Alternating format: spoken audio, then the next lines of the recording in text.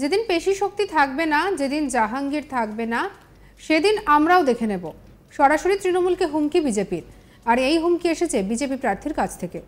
যাদবপুরে লোকসভা কেন্দ্রের লড়াই একেবারে শেয়ানে শেয়ানে। সেখানে লড়াই কার্যত ত্রিমুখী। বিজেপি প্রার্থী অনির্বাণ গাঙ্গুলি, সিপিএম প্রার্থী সৃজন ভট্টাচার্য আর যাদবপুরে তৃণমূল প্রার্থী সায়নী ঘোষ। আর ত্রিমুখী আক্রমণের প্রচারে ঝড় তুলতে কেউ পিছপা হয়নি। রাজনীতিতে প্রায় নবাগত অনির্বাণ গাঙ্গুলি কিন্তু প্রচারে নেমে 1 ইঞ্চি জমি ছাড়ছেন না। বিরোধীদের চাঁচা ছোলা ভাষায় একেবারে আক্রমণ শানাচ্ছেন। যেদিন পেশি শক্তি থাকবে না এবং যেদিন জাহাঙ্গীর থাকবে না, সেদিন আমরাও দেখে নেব। একই সঙ্গে রাজ্যের মুখ্যমন্ত্রী মমতা বন্দ্যোপাধ্যায় ও অভিষেক বন্দ্যোপাধ্যায়কেও একযোগে আক্রমণ শানিয়েছেন যাদবপুর লোকসভা কেন্দ্রের বিজেপি প্রার্থী অনির্বাণ গাঙ্গুলি। তিনি বলেন, বিরোধীদের কৌশলগুলো আস্তে আস্তে হারিয়ে যাচ্ছে। কোনো সময় পা, কোনো সময় মাথা ফাটা, এক প্রকার নাম না করেই মুখ্যমন্ত্রীকে বেনজির আক্রমণ করেন তিনি।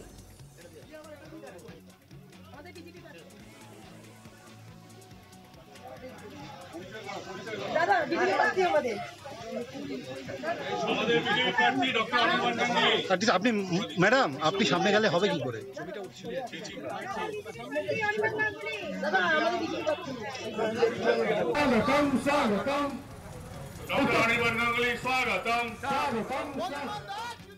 পাশাপাশি অভিষেক বন্দ্যোপাধ্যায়ের নাম না করে আক্রমণ করতে গিয়ে তিনি বলেন, জোর গলায় বলছে কেউ আমায় চ্যালেঞ্জ করতে পারছে না ডায়মন্ড হারবারে একটা লোকসভা, কেউ ঘুরেও তাকাচ্ছে না। যেদিন পেশি শক্তি থাকবে না, যেদিন জাহাঙ্গীর থাকবে না, গণতান্ত্রিকভাবে সেদিন জিতে আসবে, সেদিন আমরা দেখব। কি বলছেন অনির্বাণ গাঙ্গুলি, শুনবো।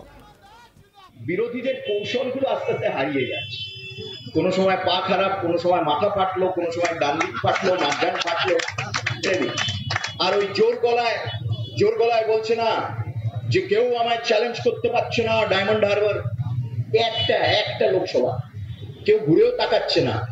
যেদিন পেশি শক্তি থাকবে না, যেদিন জাহাঙ্গীর থাকবে না, একটা তো গেছে ভেতরে, অন্যগুলো যেদিন থাকবে না এবং গণতান্ত্রিক ভাবে কিভাবে জিতে আসে সেদিন আমরাও দেখব। কেন গণতান্ত্রিক ভাবে সংগ্রাম করে লড়ে জেতাটা আমরা পারি, ওরা পারে না। সেই জন্য দেয়াল লিখন মুছে দেয়, সেই জন্য ফ্ল্যাগ ছিঁড়ে দেয়, সেই জন্য আমাদের কর্মীদের, আমাদের কার্যকর্তাদের উপর হামলা করে। কেন? তারা গণতন্ত্রে বিশ্বাসী না। আমরা গণতন্ত্র কি জানি। 50 বছর আমরা ভারতীয় জনতা পার্টি, 50 বছর আমরা বিরোধী আসনে থেকে রাজনীতি করেছি এই দেশে। এই পার্টিকে কেউ মেটাতে পারেনি। সেই জন্য আমরা বিরোধী আসনে থেকেও আগামী দিনে আমরা সংগ্রাম এবং প্রস্তুতি নেব। এই ভারতীয় জনতা পার্টিরই পশ্চিমবঙ্গে আগামী দিনে পদ্ম ফুটবে এবং আমরা জিতব। মঙ্গলবার রাতে সোনারপুরের কালীবাজার এলাকায় একটি পথসভায় যোগ দেন বিজেপি প্রার্থী অনির্বাণ গাঙ্গুলি। পথসভায় বক্তব্য রাখার পর তিনি সোজা একটি বাজারে ঢুকে যান। সেখানে গিয়ে ব্যবসায়ীদের সঙ্গে আলাপচারিতা করেন। আর তার মাঝেই ব্যবসায়ীদের মধ্যে থেকে উঠে আসে জয় শ্রীরাম স্লোগান। ব্যবসায়ীদের থেকে এ ধরনের সাড়া পেয়ে অনেকটাই আত্মবিশ্বাসী বিজেপি প্রার্থী। আর এ নিয়ে আমাদের কালেক্ট প্রসেনজিতের কি রিপোর্ট, দেখাবো। এবার তৃণমূলকে আক্রমণ শানালেন যাদবপুর লোকসভা কেন্দ্রের বিজেপি প্রার্থী অনির্বাণ গাঙ্গুলি। মঙ্গলবার সন্ধ্যায় দক্ষিণ 24 পরগনার যাদবপুর লোকসভা কেন্দ্রের অন্তর্গত রাজপুর সোনারপুর পুরসভার কালীবাজার এলাকায় ভোটের প্রচারে আসেন তিনি এবং সেখানে এসে মঞ্চে বক্তব্য রাখতে গিয়ে তিনি বক্তব্য দেন যে যেদিন পেশি শক্তি থাকবে না, জাহাঙ্গীরা থাকবে না, সেদিন আমরাও দেখে নেব। অর্থাৎ যখন তৃণমূলের এই পেশি শক্তি থাকবে না, তখন বিজেপি দেখে নেবে, এমনটাই কিন্তু বার্তা দিয়েছেন অনির্বাণ গাঙ্গুলি। পাশাপাশি অভিষেক বন্দ্যোপাধ্যায়ের নাম না করে, মমতা বন্দ্যোপাধ্যায়ের নাম না করে তাদেরকেও কিন্তু আক্রমণ শানিয়েছেন।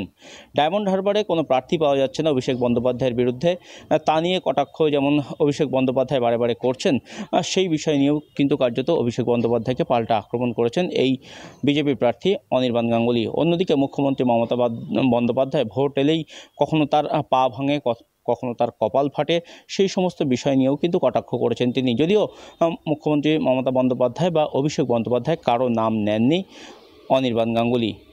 এদিনের একটি স্ট্রিট কর্নারে উপস্থিত হয়েছিলেন তিনি এবং সেখানে বক্তব্য রাখার পাশাপাশি কালীবাজার এলাকায় ব্যবসায়ীদের সাথে কথা বলেন তিনি, তাদের সাথে করমর্দন করেন, জনসংযোগ বৃদ্ধি করেন এবং এই কেন্দ্র থেকে জয়ের ব্যাপারে তিনি 100% আশাবাদী, এমনটাই কিন্তু জানিয়েছেন যাদবপুর লোকসভা কেন্দ্রের বিজেপি প্রার্থী অনির্বাণ গাঙ্গুলি।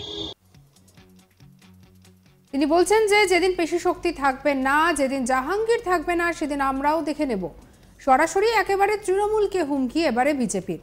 আর এই হুমকি এসেছে বিজেপি প্রার্থীর কাছ থেকে। আর তারই ভোট প্রচারের ছবিও ধরা পড়ল।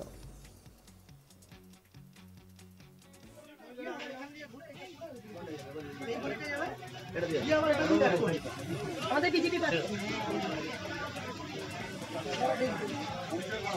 দাদা বিজেপি প্রার্থী আমাদের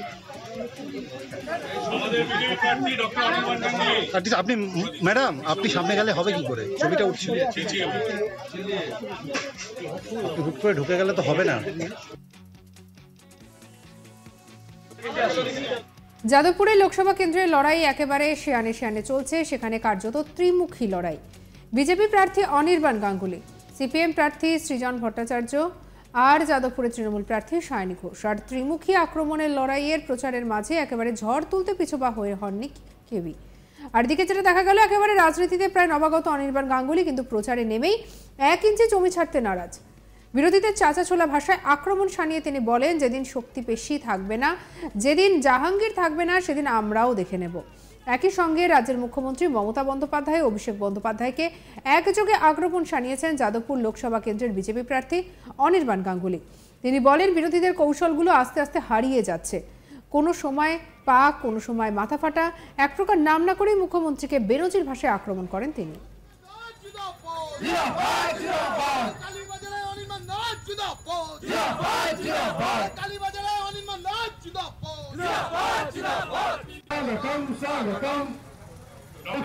কি বলেছেন অনির্বাণ গাঙ্গুলি, শুনবো। বিরোধীদের কৌশলগুলো আস্তে আস্তে হারিয়ে যাচ্ছে। কোনো সময় পা খারাপ, কোনো সময় মাথা ফাটলো, কোনো সময় ডান দিক ফাটলো, নাক ফাটলো। আর ওই জোর গলায় বলছে না যে কেউ আমায় চ্যালেঞ্জ করতে পারছে না। ডায়মন্ড হারবার একটা লোকসভা কেউ ঘুরেও তাকাচ্ছে না। যেদিন পেশি শক্তি থাকবে না, যেদিন জাহাঙ্গীর থাকবে না, একটা তো গেছে ভেতরে, অন্যগুলো যেদিন থাকবে না এবং গণতান্ত্রিক ভাবে কিভাবে জিতে আসে সেদিন আমরাও দেখব। কেন গণতান্ত্রিক ভাবে সংগ্রাম করে লড়ে জেতাটা আমরা পারি, ওরা পারে না।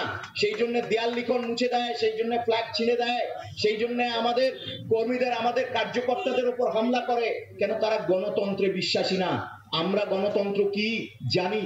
50 বছর আমরা ভারতীয় জনতা পার্টি, 50 বছর আমরা বিরোধী আসনে থেকে রাজনীতি করেছি এই দেশে। এই পার্টিকে কেউ মেটাতে পারেনি। সেই জন্য আমরা বিরোধী আসনে থেকেও আগামী দিনে আমরা সংগ্রাম এবং প্রস্তুতি নেব। এই ভারতীয় জনতা পার্টিরই পশ্চিমবঙ্গে আগামী দিনে পদ্ম ফুটবে এবং আমরা জিতব। সঙ্গে রাখুন আজ তাক বাংলাকে, সাবস্ক্রাইব করতে ভুলবেন না।